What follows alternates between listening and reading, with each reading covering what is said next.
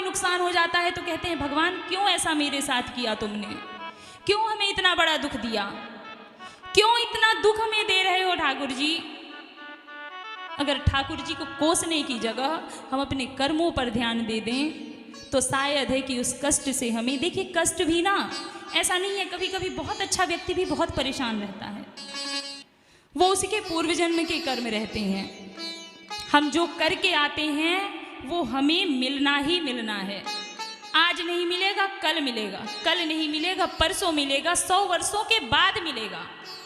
लेकिन मिलेगा जरूर। आगे आप भीष्म पितामह की कथा में श्रवण करेंगे कि भीष्म पितामह ने कहा कि ठाकुर जी केशव,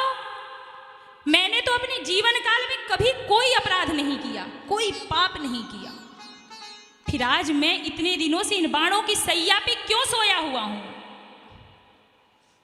मुझे तो अपने 100 वर्षों तक के पिछले 100 जन्म याद हैं, मैंने कभी कोई अपराध नहीं किया ठाकुर जी,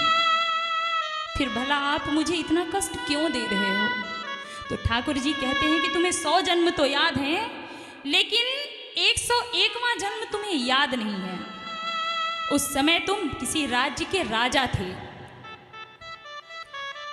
और जब तुम अपनी सवारी लेकर जा रहे थे तो एक सांप चलता हुआ जा रहा था, तुमने अपने बाणों से उठाकर और उसे पीछे की ओर फेंका, वो एक कटीली झाड़ी में जाकर के गिरा और उस समय उस कटीली झाड़ी से जितने कांटे उसके शरीर पर चुभे थे और जितने दिनों के बाद उसकी मृत्यु हुई थी, वो पाप आज तुम्हें इस जन्म में मिल रहा है।